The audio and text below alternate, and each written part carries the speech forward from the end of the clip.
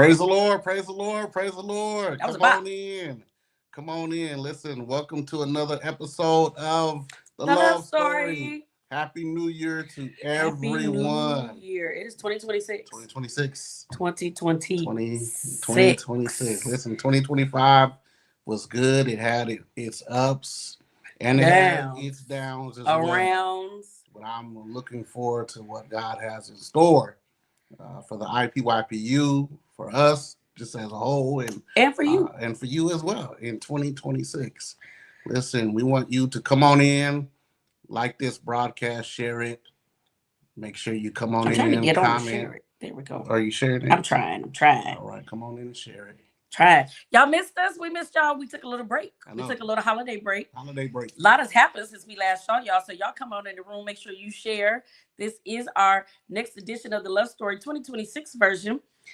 We missed y'all. Lots have happened. I'm a year older, 45. I know. 45 where? I know. He'll be a year older tomorrow. Tomorrow's his birthday. He'll be 46. Y'all's favorite nephew came home from college. Yeah. Y'all other's favorite nephew got himself a date for prom. Listen. A lot has happened. A lot has happened.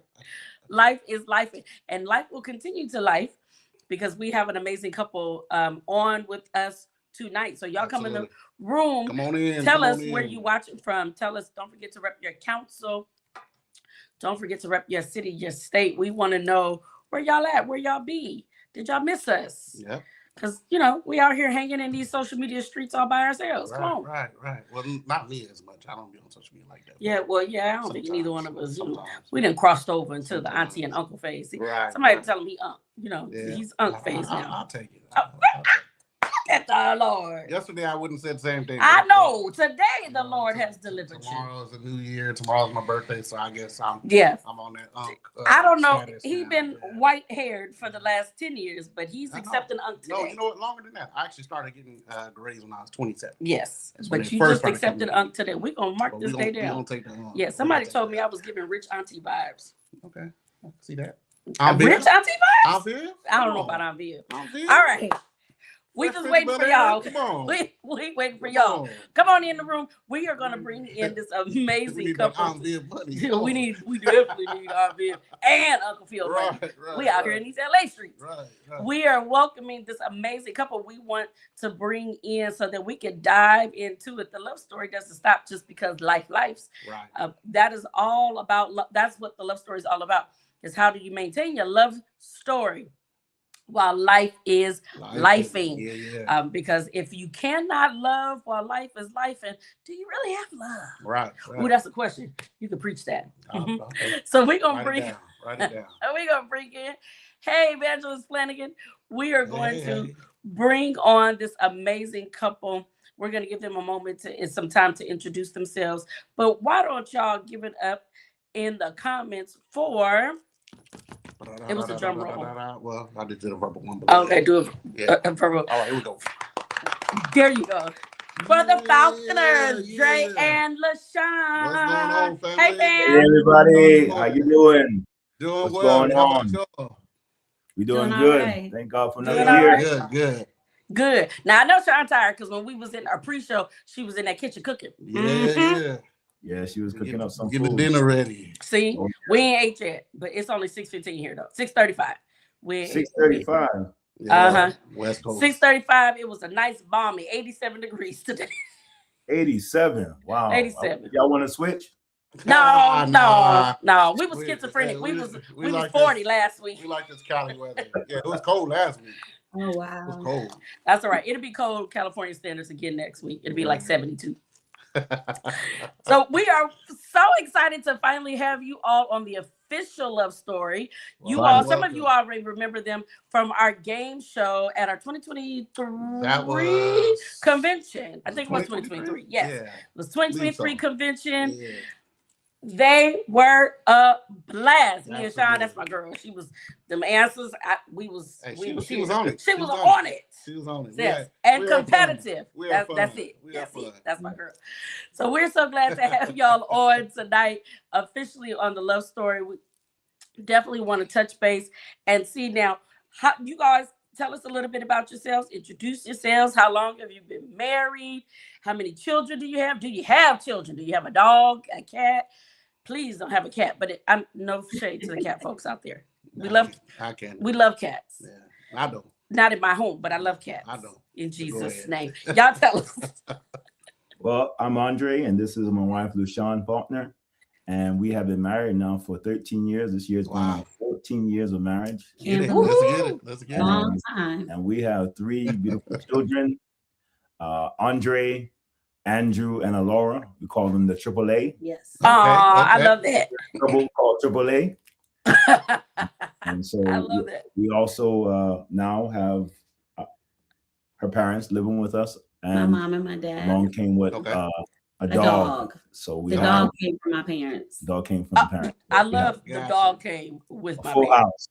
Full house. You definitely have a full house. Yeah. Full house. Oh, I definitely want to make sure we dive into that because, especially not at y'all age, at our age, living with parents is like that's a thing. Yeah. And I work in healthcare, and my husband works for the government, and it is a thing that I don't think we talk about, especially in our community. Yeah. Because we don't put folks in homes. That's what we, that's how we grew up. So I can't wait for us to talk about that topic and get some great wisdom and nuggets from you all. But on the lighter side, 13 years, where did y'all meet? How did this love story begin? Well, it started way back in He already laughing. Come on. early 2000s, probably like 2008, I want to say. I came to a choir rehearsal with my blazer on, coming from work, and sat in at a choir rehearsal just to see if I wanted to join the choir because I was new to the city. I moved here from Ohio, and go Buckeyes. We came and moved down, and I said, let me see about this choir, see if I want to join, because I wanted to, participate. We just come into a new church, you want to get involved, right? Right. So I did the choir when I was back at home. So I said, okay, I'll go. So I went to the choir rehearsal, and choir rehearsal was good. I went to the restroom, and this lady comes in and she says, are you single? Asking me questions, like that. And she said, there's a gentleman that's interested in you. And I said, this your first rehearsal? Yes. Not at the bathroom, but I can let me interject, because nobody gave her any. I didn't tell her like, hey, go and try to holler. I'm trying to holler at her. So basically, this is how my rendition of it goes. Because no, hold on. Let her finish. Let her finish. Okay, finish. So basically, the lady was in the tenor section, and apparently he must have been wooed by me or whatever. Exactly. And he said something to her, and so she confronted me and asked me, was I seeing anybody, and how he was interested in me. And I just looked at her and I was like, I just moved here. I'm not ready to get involved with anybody like that. And I said, I know him. I said, he works on my brother's cars. I said, he's a little young, isn't he? And so she said, well, how old? She was asking me how old I was, and I was telling her, and then, we was talking a little bit, and then I came out the bathroom, and I don't even know if I saw him. I don't remember. It's been so long ago, but that was the first. Wow. Yeah, that was the beginning of it all, that I knew that he was interested, but I was just like, I just got here. I don't want to. You just moved. So did you know it was him that was in? Like, did she tell you who it was, or she just said it was a young man? She told me who it was. She described it. No, it's this one right here. Because I was like, he works on my brother's car, so I knew him, but I didn't know him. Right. Gotcha. Him. Okay, Dre. Now, Dre, come on, tell us what happened. Your part, brother. So all right. So I'm giving my side of the story. Of course, she mentioned she came in with her blazer, brown blazer. It was a burgundy brown middle school blazer. Come on, brown burgundy. You better remember details, right? Details. Right. So I was singing in the choir, and of course, when anybody comes to the church that's new, for the fellas, we always trying to figure out who that is, right? Mm-hmm. So I'm singing in the choir, and lo and behold, she comes in. So I'm saying to myself, like, who is that? I'm just finding out all can be. I'm just like, okay. So she heard the lady in the tenant section heard when I said that. So she, you know how church people are. I ain't giving no inclination. I ain't even telling anything. No. You gave her an inclination when you said, "Who is that?" Right. Thank you. But that who is that don't mean go try to holler Dre, at you her. ain't new to the church. You ain't new to this. You true to this. You knew exactly what you was doing. They was trying to They was trying to play matchmaker. That's what it was. Well, you grateful for it now, ain't you? Because look, she didn't went to her. Oh, there's a story. We didn't get there. There's a whole story. Right. Okay, well, tell us the story. Because I mean, we got time. What's happening? Right. So I'm gonna go ahead and give my rendition. You talk a little bit. So this rendition is crazy. Go ahead. So basically, time went on. We hanged out. We got to know each other in the singles ministry, because the singles ministry was real strong back in the day. We were real strong. We hanged out. And y'all had more. It wasn't just all women. No, it was a mixture. It was mixture. Brothers and sisters. Nice. Okay. So we would go skating, and after skating, we would go to like a diner. We would sit down. We would be talking, laughing, chatting, so on and so forth. So it was crazy because is it before or after the Valentine's Day? It was after the Valentine's. So all right, so after the Valentine's Day. So I got to get to the story behind that, because she had found out I had some interest for another sister at the church. Right? Yeah.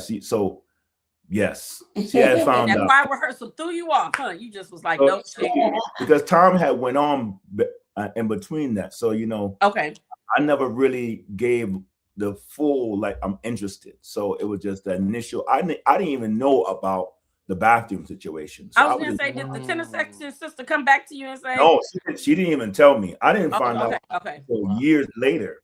Okay, well, she ain't a good wingman though. You supposed to find the information and then drop the information. She didn't drop the information. So I guess she was trying to save me from heartbreak or whatever, but because she wasn't interested at the time. So I was liking someone else, and I was interested in someone else, and we had went on a singles outing for Valentine's Day. And so my wife now, but at the time, she takes it upon herself to some way coordinate me taking this sister home. Right? I was trying to, I don't know. Coordinate me taking this sister home. The other woman, the one that you was liking? The other sister at the church. And lo and behold, I had to take her home. I took her home. No, I had to take her home. Because she had already coordinated. She asked me right in front of her. I wasn't going to say no in front of her. Oh, okay. She put you on the spot. Got you. Oh, yeah. LaShawn was like, oh, yeah, this is a match. Yeah. So I took her home. And after taking her home, I'm like, this is not it. That ain't it. So after that, I never, ever pressed the situation again. I realized not only was I not interested anymore, she also wasn't interested in me. So I took up the clues and said, you know what? One ride home. After one ride home. Now, we have been chatting. Like, we would casually chat on the phone. But every time we would chat on the phone, it was a stretch. It was like, I'm doing more to talking. I'm trying to pull stuff out of me. No, not the awkward silence. Yeah, that's when you maybe just she wasn't interested. So I'm not going to over push myself on anyone. Right. So I took the signs, and driving home was confirmation that, hey, it's time to move on. Right. So when we fast forward, we went skating again with the singles ministry. And so I finally got the courage to ask LaShawn out on a date. So I rolled up to the car after skating's over. Rolled up to the car. She's on the passenger side, and her sister's driving the car.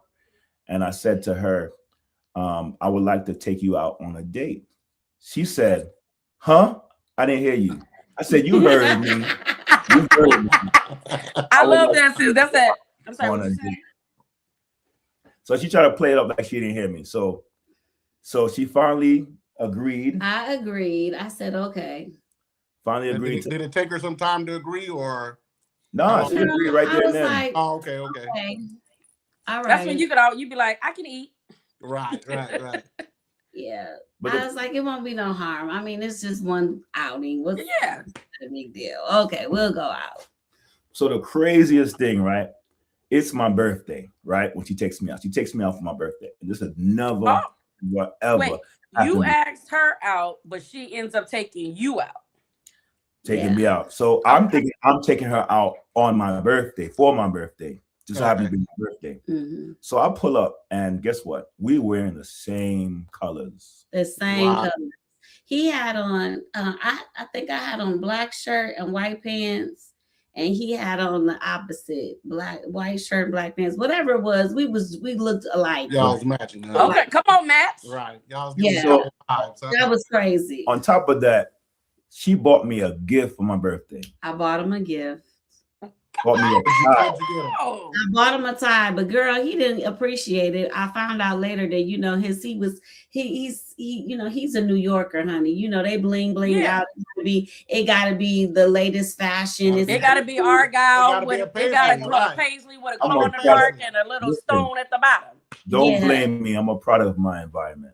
I just bought a tie because I was thinking, you know, he go to church, he gonna need a tie, you know. Right. I didn't know what else to get him. I don't know much about him. I was like, I'm just gonna be nice. I get him a little black and white tie. It was a black and white tie. Do you still have the Usher tie, huh? I don't even know if he could.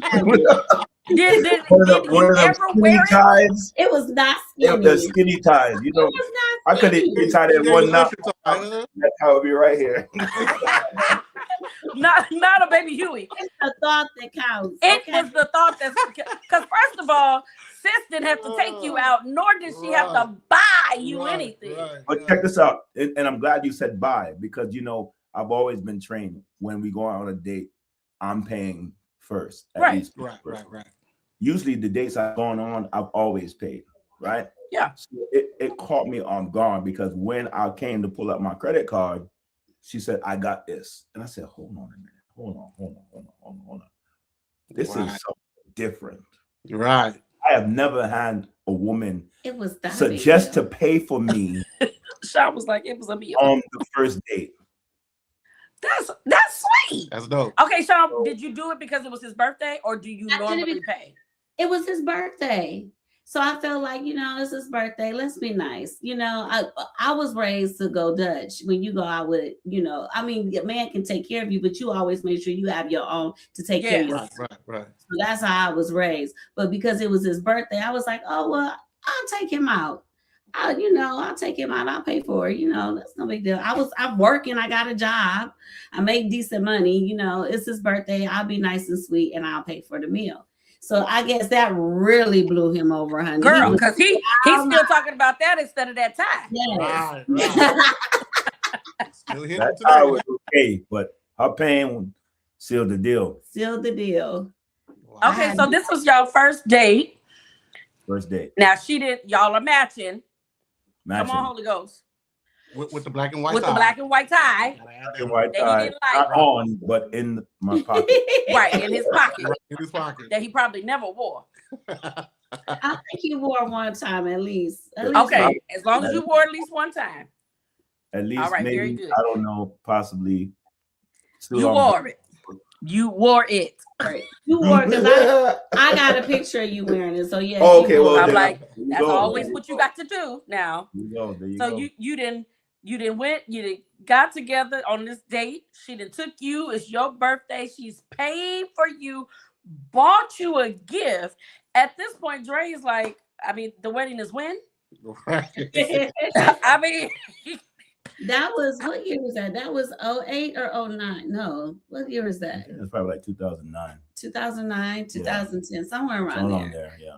Okay, so how did the relationship progress from there? I mean, I'm sure you all had more dates, but Sean, were you feeling? Look, Ed, don't you start no mess. Ed said we're tired now. Not long gone, Doc. I don't know. We don't start nothing. I don't even got the same suits from back in those days. I was working, so you know, ties and shirts are all gone. That's one of them. Somebody come up to him, and one of the little boys come up. I really like your tie. He's like, here, let me bless you. Yeah, because you know, I still give. Give it, it shall be given unto you. Whatever. All right, so the relationship progresses, and Dre, you already said like you were shocked and this was new for you. Definitely doesn't sound like it was new for Sean, but somebody said it in the comments. Good teaching, and you're absolutely right. That is good teaching. I think we did the same. Thank you, Mark. Put it in there. Good teaching. Like, you know, women can take men out, and they should. but you should always be prepared to go Dutch, or at least cover your own food for the ladies out there. Because well, I've never had a situation, and I'm West Indian, so I've never had a situation where we went Dutch. I've always either paid or she paid, but I was always prepared to pay.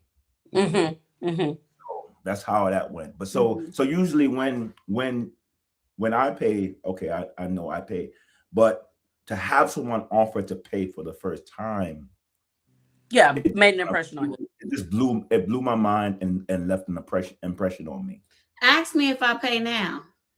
Do you pay now? No. Now here's the funny thing. Ask me if I pay now. Do you? Yes, but he don't know. I have one. I have what I say.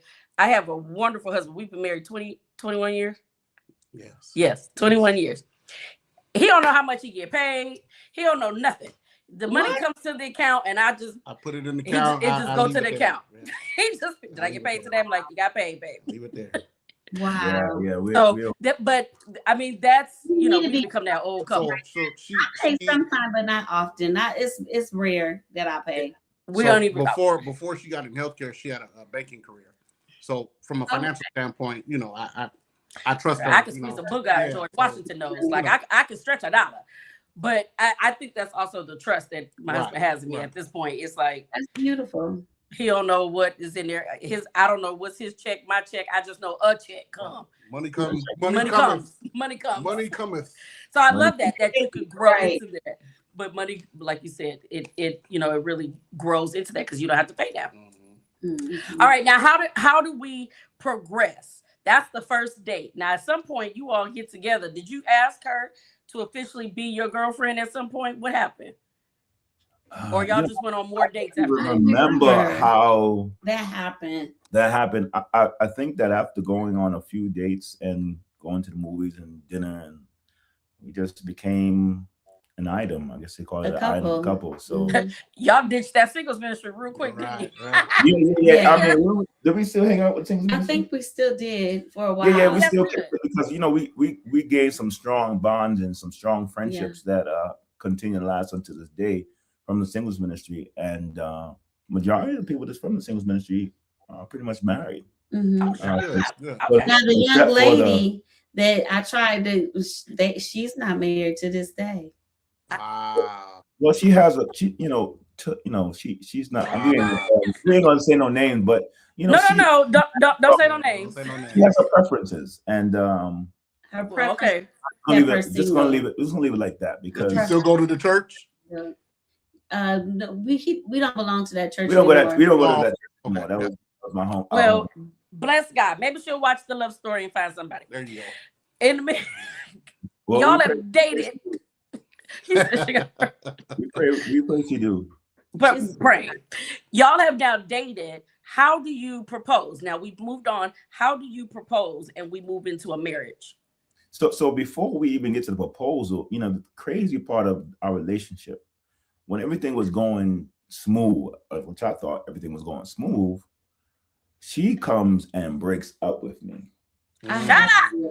I love when I thought everything was going smooth. For a look, I'm like, everything is going smooth. I had to. We progressing. What happened?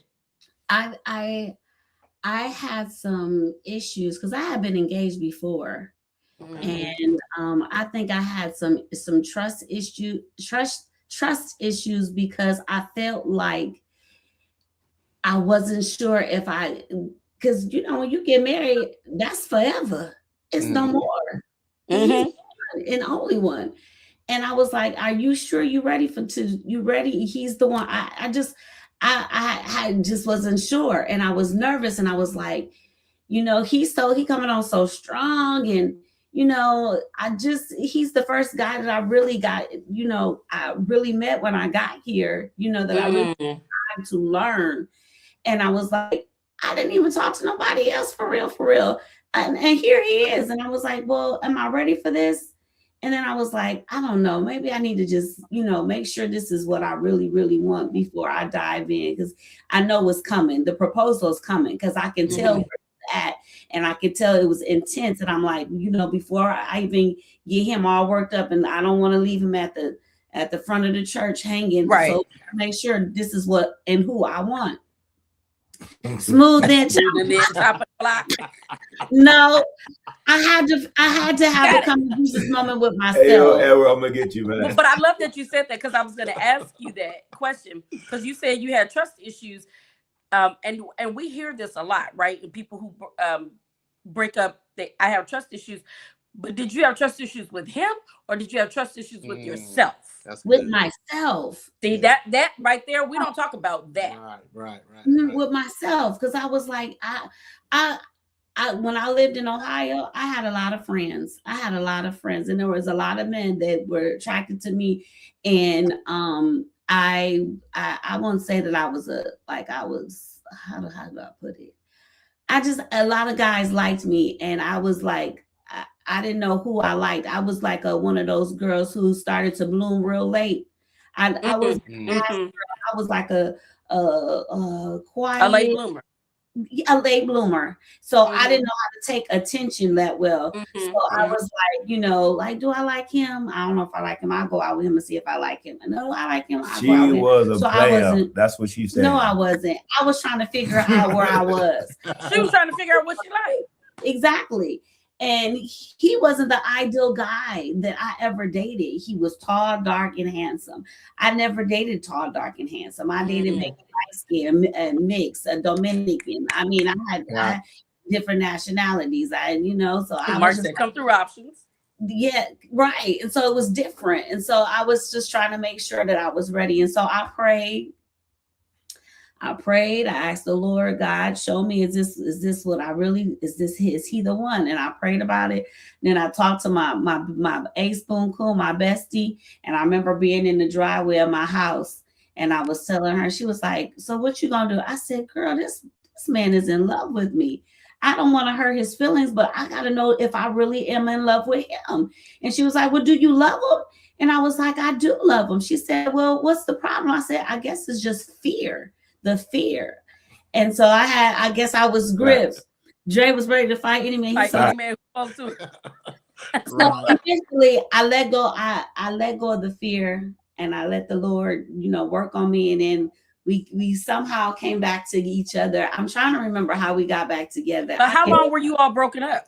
For it wasn't too long. A couple months. It was over the couple months over the summer. Over the summer. It was over the summer. Okay. So now, did you see it? Did you see other people during that time? Yeah, during the time I was broken up. Yes, I mean, talk to, not really date, just kind of talk to, chat. Trying to rebound. Yeah, definitely rebound. But nothing serious. Nothing crazy. And then you guys. So how? You said you don't remember how you all got back to each other. So I remember because I got called over. Her dad to fix her dad's truck at the time. And now, are y'all still at the same church at this point?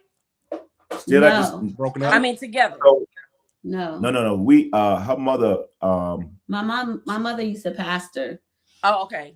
She no longer pastors now, but at the time she was pastor. So I left and I went to help out my mom's ministry and praise and worship there and stuff. And so we didn't see each other as much anymore. Got it. Okay. Yeah, so you was going to her dad's truck?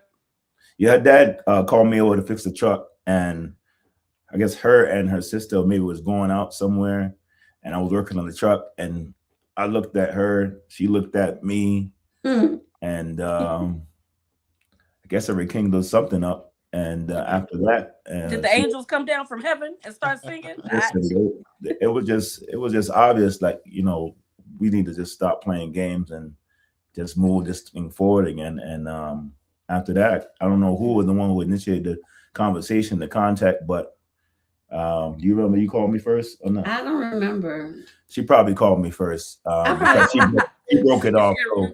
Rightfully so. I wasn't gonna keep calling her, trying to. He was missing me, period. Whatever. I'm gonna be honest with you. I was missing her like crazy. Right. Oh yeah. I was like crazy because I would even tell one of the sisters at the church, like, she would ask me how you doing, and I would just say, I'm not doing good. I'm not doing good. I didn't understand. Sean had that brother. He was. Dre was at the altar every week. Girl. And the Lord answered his prayers behind fixing the truck. Tell the Lord thank you. God worked it out. We came back together and it's been 13 years now, and it's been good. It's been rewarding at times. It's been sad at times, but through it all, we made it this far. God has been good. He's been faithful. So I'm sure they want to hear about the proposal because that's something. Yeah, because especially since Sean was, you were kind of like, okay, do I not? And you were engaged before. And I'm somebody like you. He doesn't like when I tell this, but I mean, I was engaged quite a few times. That's why I don't like. That's why he doesn't like it. But nobody want to hear that. Yeah, it's fine. I was engaged for I think 4 or 5 times. She was engaged once. 5 times. Different men. Twice to one person, and then yes, the other ones were different, but 2 same like you. Like, they would ask, and it would be like, "Oh, we've been dating, and you don't want to hurt nobody's feelings," and then I don't know, you end up hurting their feelings anyway because I eventually will break them all off. But it's something about when it's God, and I think for us, I had trust issues within myself, same as you. It wasn't him, but when he told me he loved me, I was like, oh, I don't even like you like that. I was like, I don't even like you like that. Like, you cool. And it was, but his stance was like, no, I've prayed about this. I've heard from God. So I'll meet you at Jesus. And I'm sitting here like, that's cute. Like, that's cute. But whatever. And then 6 months later, it was like, oh, wait a minute. I think I do kind of love this guy. Hold on. Mm-hmm. And then when I went to him and told him, he was like, yeah, okay, yeah.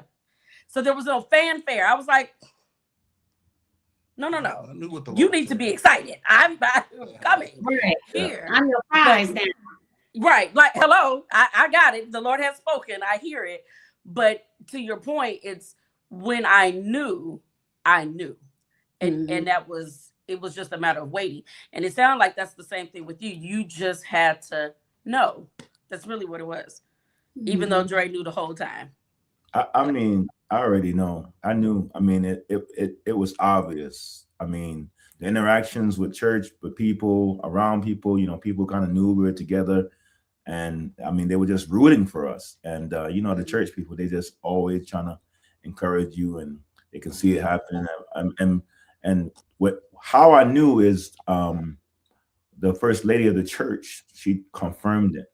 Like, before I was talking to this, I was talking to the other sister at the church one time, and first lady came to me and said, Andre, she's not the one for you. You need to leave her alone.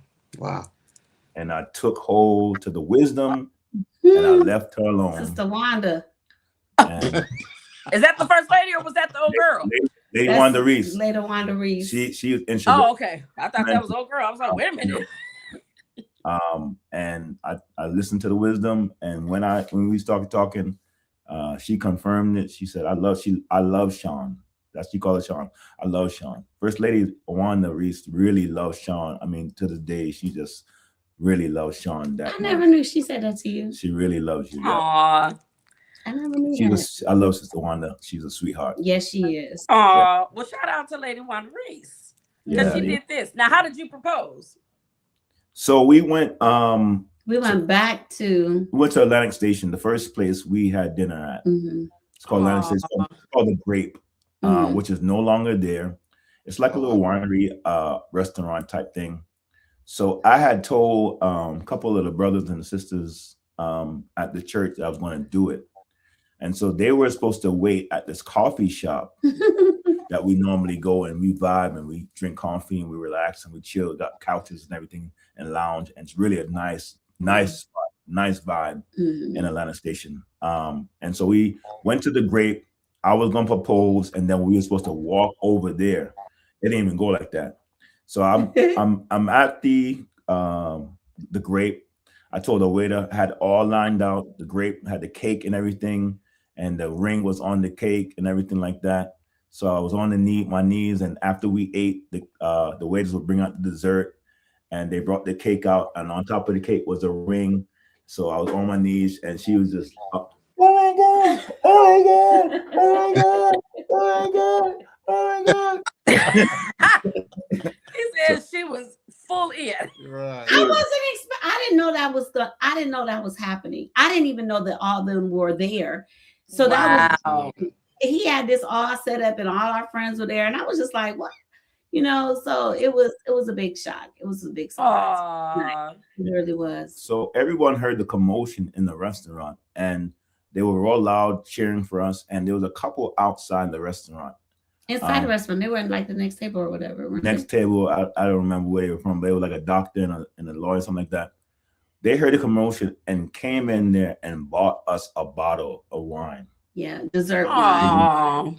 I'm like, that was just so sweet. It was just like everything came together.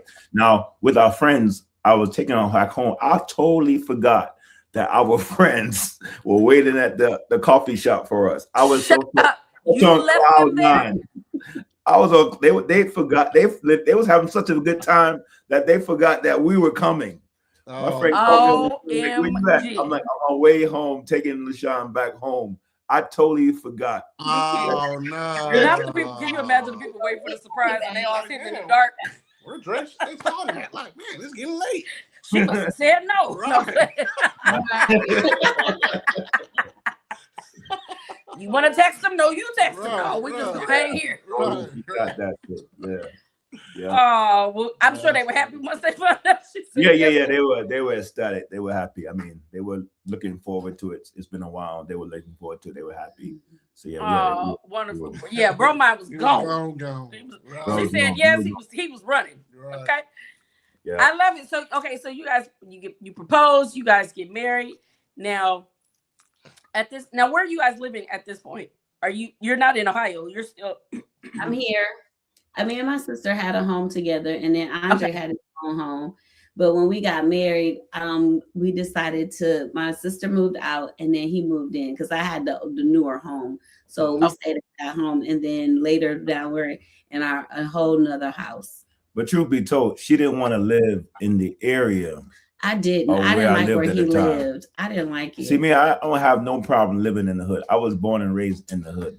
Yeah, but if you ain't got to live in the hood, why? But LaShawn didn't want to live in the hood. And it was in hindsight, moving in with her was a great idea because it was such a better neighborhood for our children, good for raising kids, right? So it I all knew worked what on to the do, long baby. run. I got your back. See, listen, she already taking care of you. You should have kept that tie. Now, how many? All right. So now you have your children. How old are your children? Our daughter is the youngest. She's 8. We have a middle child. Andrew is 10, and the oldest is now 12. 12. He's gonna be 13. Oh, good age. So you got 12, 10, 8, and your parents. Yeah. And my parents, girl. My parents moved in November of 23. Oh, wow. November, that week before Thanksgiving, and they've been with us ever since. Now they're not staying with us too much longer. We're supposed to be moving them out in another month or so, but now my husband's talking about doing something else, so I don't know what's going to happen. We were talking about getting like this multi-complex home. What is the thing called? Duplex or triplex? Condominium. We were thinking about that, trying to get a compound with some more family members coming together and doing a compound. Doing a compound and. Now, how has that adjustment been, though? You have 3 children, 2 preteens and a younger one, and now her parents have moved in. How do you all adjust? It's a lot. It's constant shuffling and wearing different hats. The kids help out a lot because my mom is on dialysis 3 times a week, and she has an ailment with her leg. She got a problem with her leg. What am I saying? Her arm. Torn rotary or whatever, and then she's got a mastitis. She just got a lot of different ailments going on. And then is that the reason why she moved in? They moved in with you guys. So technically, they moved in because they were trying to sell their home. So we thought it was going to be a fast turnaround, but it didn't happen. The house is they're closing on the house this month actually. So it's taken this long for this house. 2 years? Wow. Almost 2 years, yes. Wow. But we didn't really put it on the market till late, April of last year. So when they moved in, we were still cleaning the house out. We were trying to get out of the house so we could get the house, cleaned I up. see. Okay. So it was that took a lot because my mom was one of those people who likes to have a clutter bug, got so much stuff, And so stuff from years ago, we was finding obituaries from back in the 80s and 70s. Oh, child, you gonna find that in any Black household. It was a lot. So needless to say, it's been interesting. I think we both feel the weight of it all, but I wouldn't have it any other way, because if the wheels were turned on the other side and his parents had to move in with us, I would have to be receptive. I mean, if something were to happen, you don't have to be receptive, though. I'm just no, you don't have to be receptive. It wouldn't be fair. It would be fair if my parents been with us for this year and a half, and then something happens with his family and they have to move in. I'm not gonna say no. I wouldn't say no. Well, if his parents are unlivable, listen. I mean, because that's a real conversation to have. When you marry someone, you marry their family, but that doesn't mean that their family is them or they are their family. Some people are raised far. You be looking at their family like, how are you adopted? Did you ask for that? But whether they're the best people in the world, it's still going to have an impact on you as individuals. It's going to have an impact on your children. It's going to have an impact on your marriage. Yeah, you definitely. Now have you have adults and parents at that that you are taking care of. That's an addition to the 3 children plus your husband. Did it impact your marriage at all, or are you all just, because my mother-in-law lived with us for a year? A year. Yeah. It impacted us. Yeah, I mean, it initially it was supposed to be 3 months, then 6 months, then 9 months, then 12 months, then 15 months, and I'm like, this is we just moved recently. I mean, we moved into our house. July 2022, we moved into this new home. All the plans that we had for the house has now changed. My office spot is now living room. So it's a huge adjustment, and it's like, come on, help me, Lord.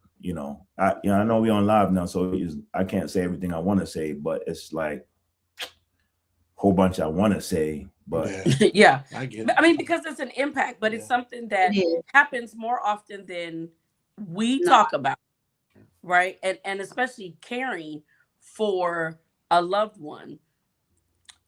I would imagine, Sean, in your situation, not that it's any lighter for you, Dre, but for Sean, I would imagine your mom, you're working, you got to take care of your kids, you got to take care of your husband, you got to take care of things at work. These are your parents, your mom is ill, now you got to take care of her.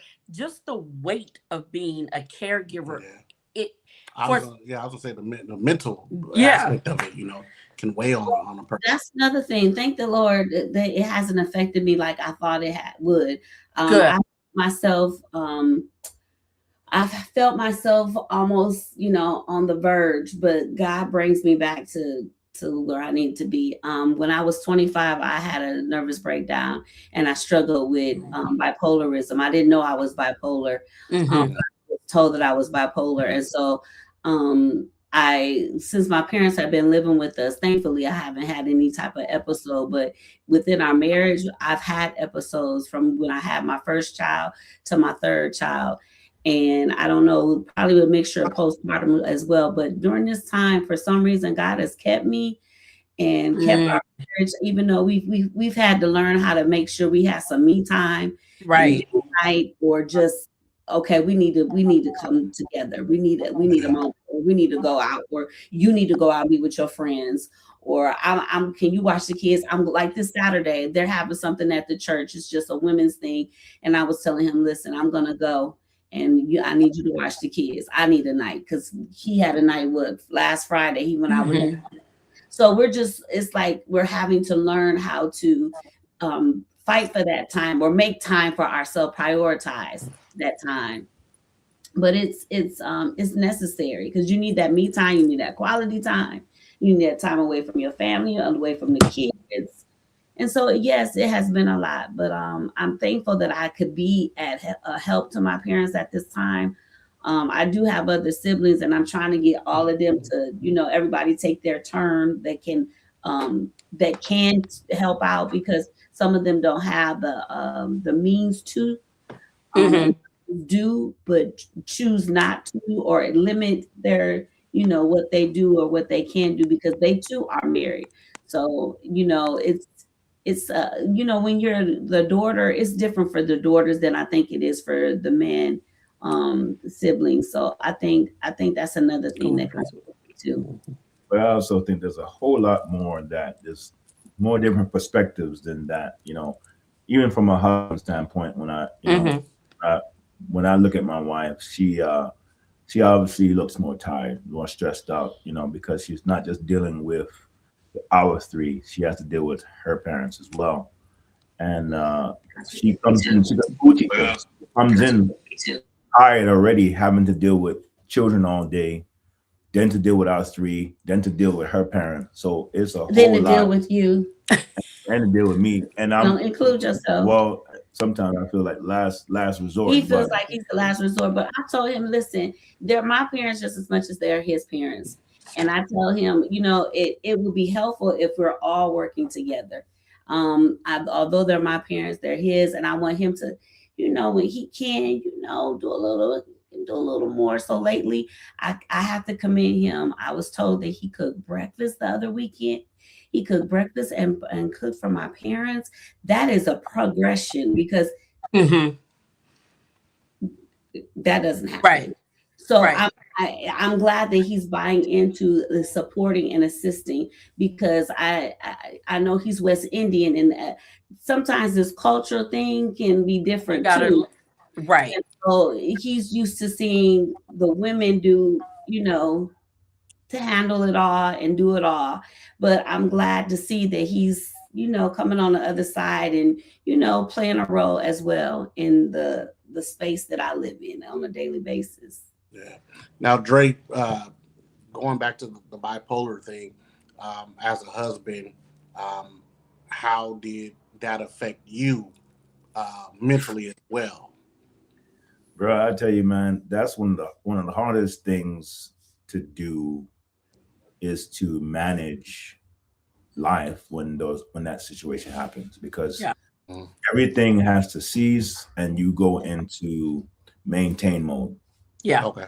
From going to the hospital with her, sitting there until the doctor comes, managing the kids and who's watching the children until I can get back home to be with the kids, then to take them to school, getting them together, coordinating someone picking them up, then coming home, feeding them, sending them to bed, on top of coordinating, when I'm going to see my wife, visitation hours, so on and so forth, having to juggle work, having to juggle the side work.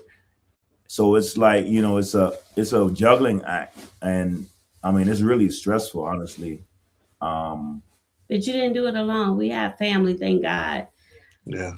We're not really talking about the family right now. Thank God for family. We had a sister. My sister would also help you too. Yeah, but I think we're talking about me. I mean, thank God, and I'm not taking away the help. Yeah, but as our husband, having to still provide stability, I've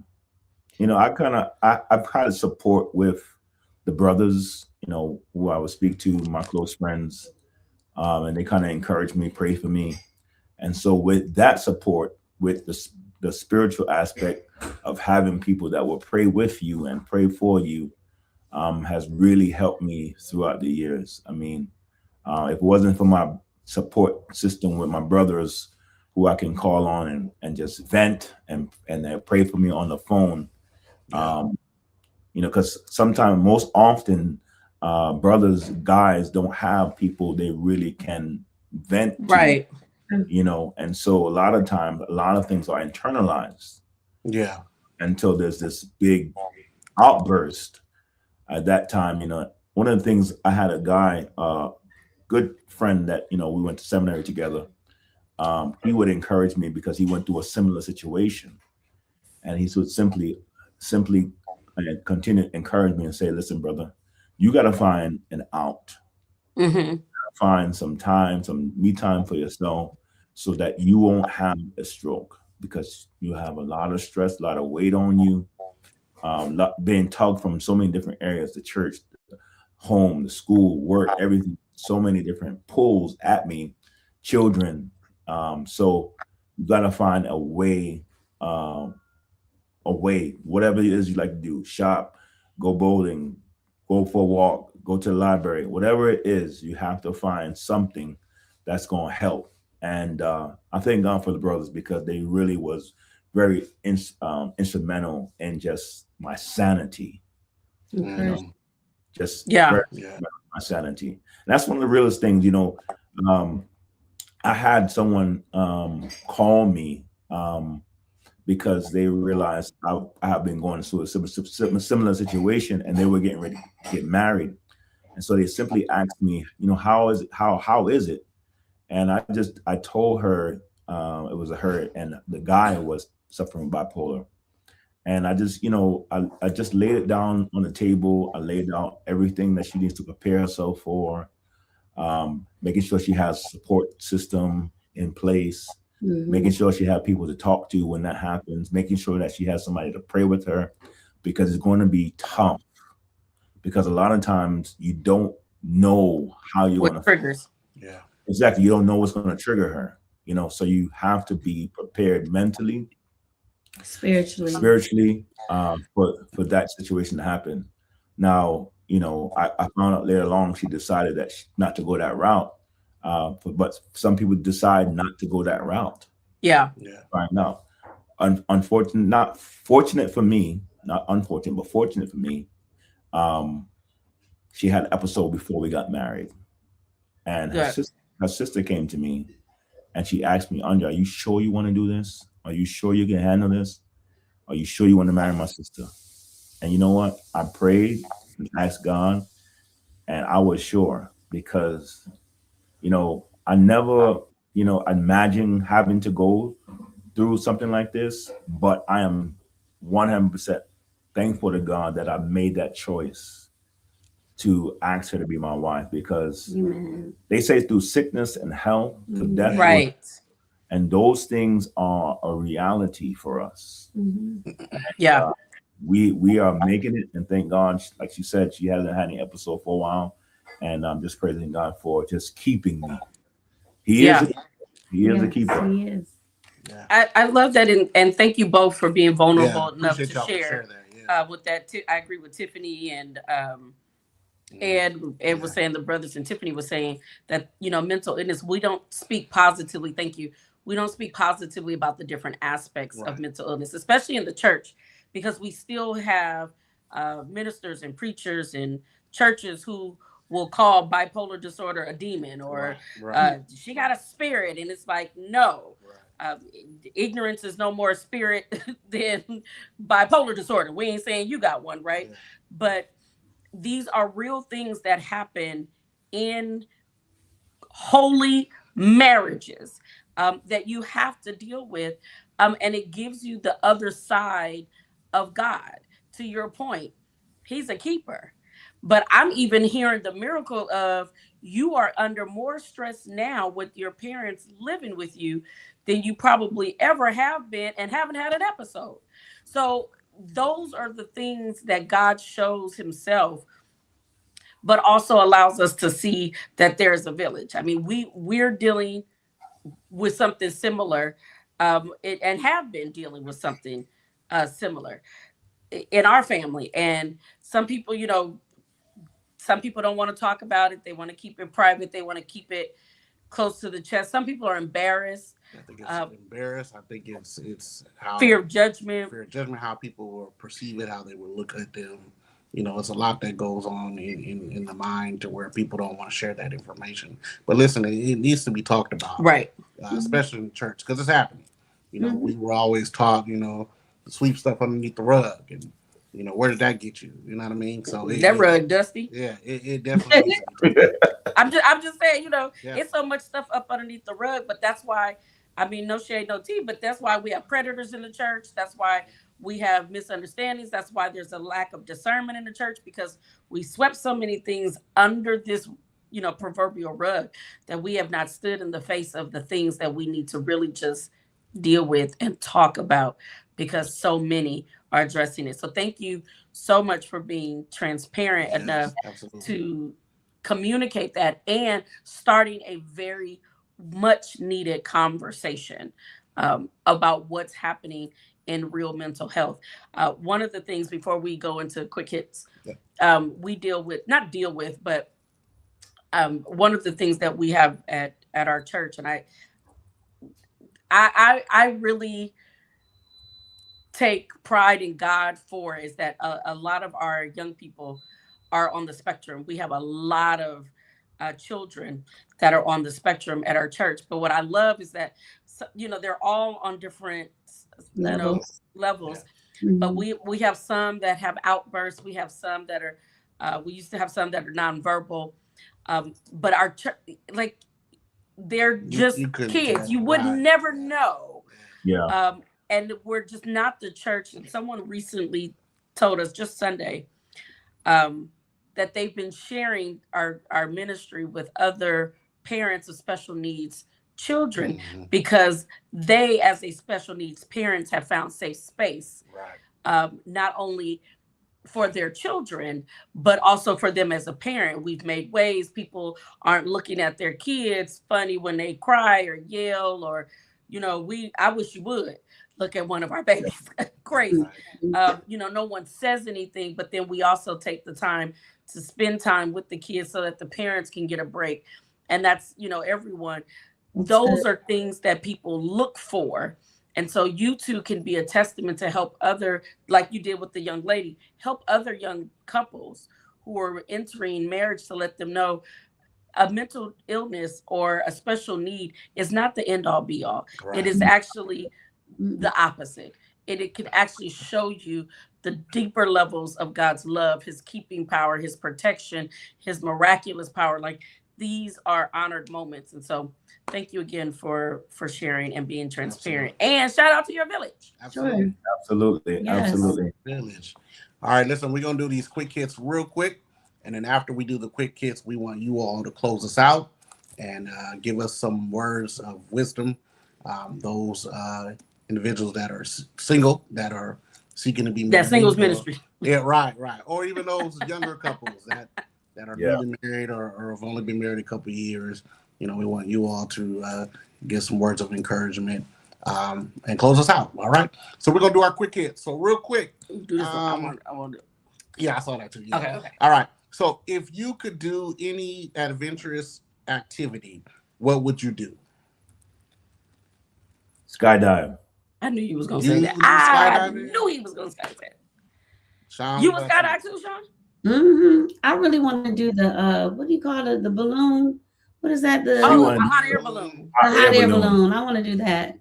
I might do that. I'm not gonna jump in a nice scenic area. That I would love to do that.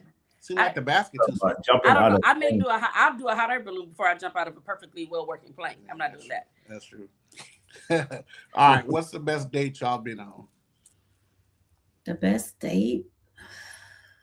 Drake will say the one where she paid. Outside of the great. No, I mean, the best date for me was when we went to downtown by the Ferris wheel. I just enjoyed being outside with the lights. I mean, it kind of reminds me a little bit of New York, even though it's not the city. Okay. But just being outside with the lights and the Ferris wheel going around and walking around. I enjoy just being outside and just hanging out, holding hands and just walking. That's now, Sean, have you been to New York? Okay. Several times now that we've been married. My wife won't let me go back because, but that's another story, another day, another time. I want you to go to the Big Apple. Huh? You got to go back to the Big Apple. I would love to. He's been enough. We're not going back. I was out there. I was out there wilding out. So yeah. We stayed at the Waldorf, and he stood in the middle of the lobby and started singing "She's My Queen to Be." I'm not doing this. Did coming to America Fair, so I was out there acting a fool. Okay. I was looking for the Mighty Sharp barbershop. Yeah, Oh, I was wow. looking for all of that. All right, How next sweet. one.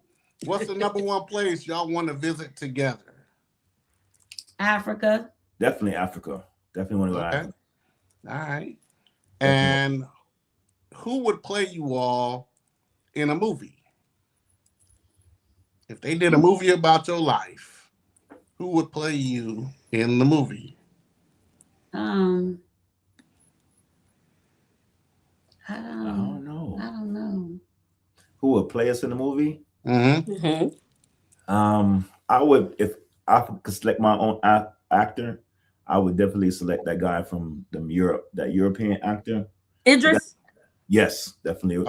Okay. I was thinking Idris. I said in my mind, I said Idris or Omar Epps, but you taller than Omar Epps. Definitely. Omar Epps is yeah, I'm taller than him. I don't know. Sean, you don't know? I can't think of a person that I would play me as. I was thinking Sanaa Lathan. Either that or Nia Long. Or Nia Long. But I can see Nia Long, definitely. I can see or wait a minute. What about Campbell? Tisha Campbell. Oh, Tisha. Okay, all right. I can see that. Yes, I can see that. All right. Very good. All right, last one. If there was a song title for your relationship currently, what would it be? If there was a song title for your relationship currently, what would it be? Nuck of your butt. No. Wow, you got me on that one. The greatest love of all. Whitney Houston. I'm a dire fan for her. That's my girl. That's a good one. All right. We would be nuck if you butt. Go ahead. You said nuck if you butt. I don't know. We would be nuck if you butt. I don't know. You got me there. Well, it's their song, so she chose it. Okay. Yeah, that's the one song. All right. There's Love Ball.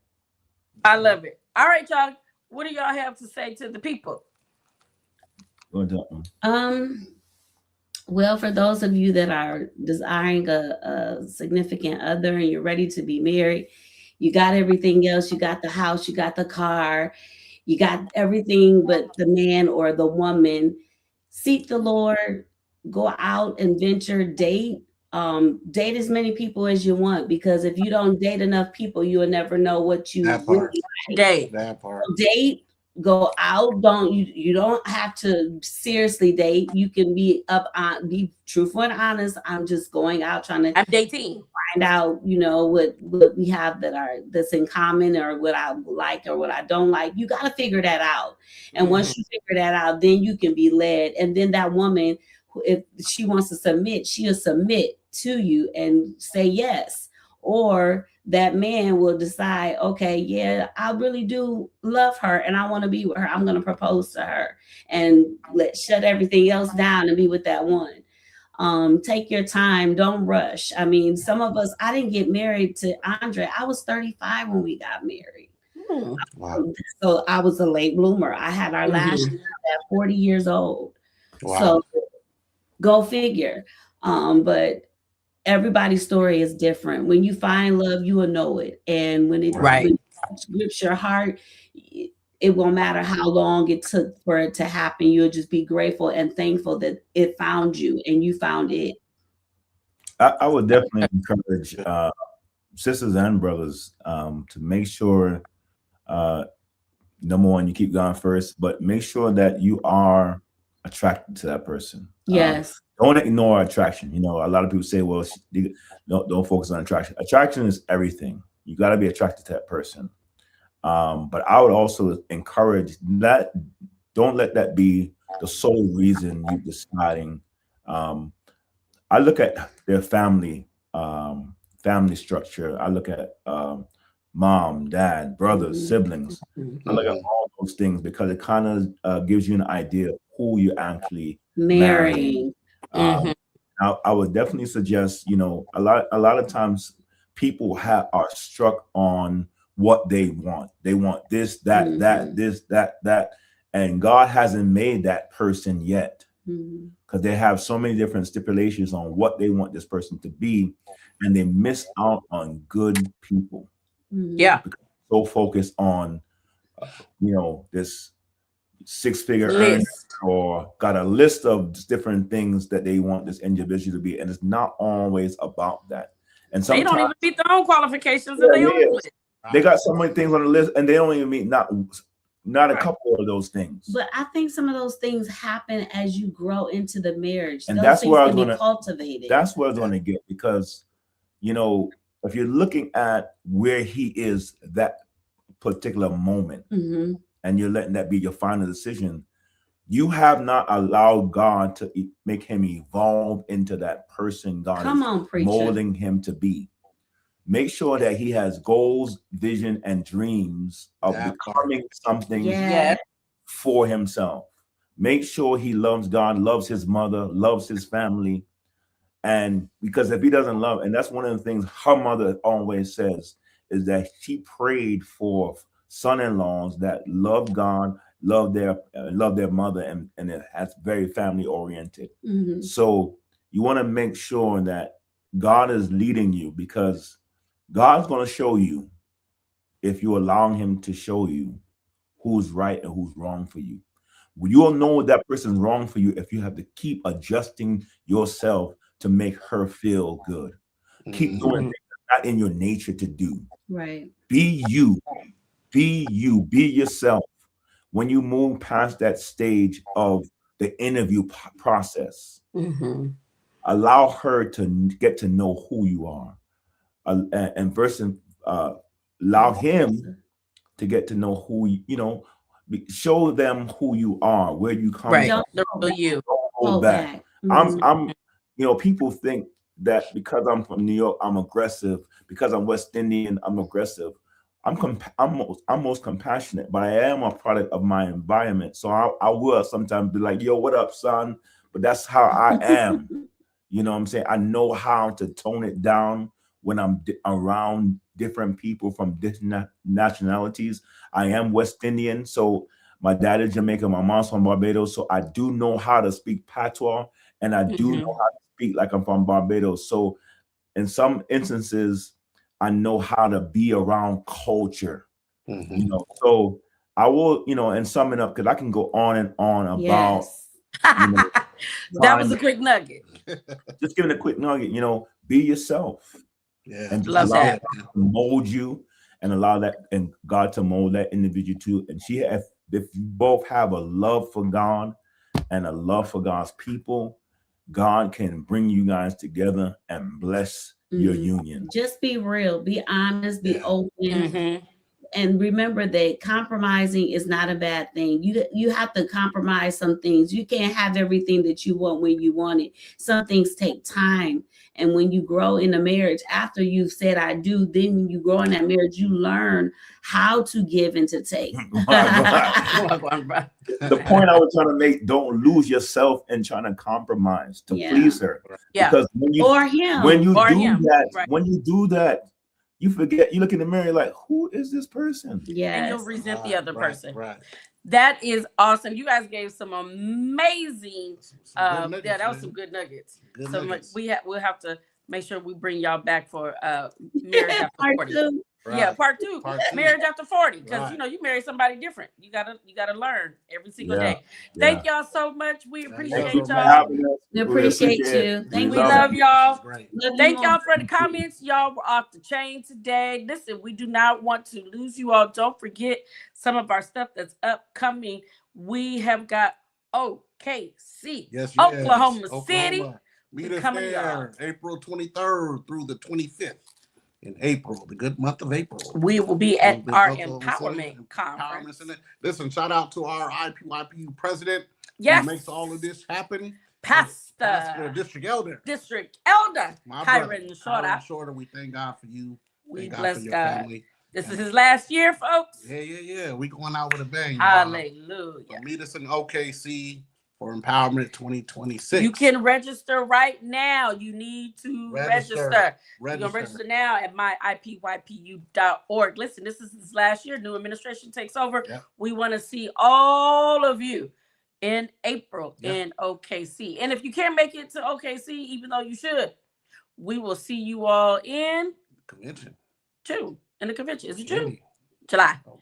July. I think the end of July. End of July. For our convention. Yeah. We cannot wait to see you all. We will be in Indianapolis. Indiana. So we will see you all in July. And listen, don't forget to attend and support your local councils. Absolutely. We are praying for those, our family and saints and friends and all of those living in Minneapolis right now. We are praying for you. We are praying for our country. Yes. We are in a position that we have never seen before, but we know that God is able. Absolutely. And so this is the place where the church has to stand up. Right. We don't want to talk about dresses and people flying out of skies when Iran is at war and there's things really happening in the earth. Hello? Right. So with that, we love y'all. Thank you for joining us on this episode of The Love Story. Peace. Have a good one.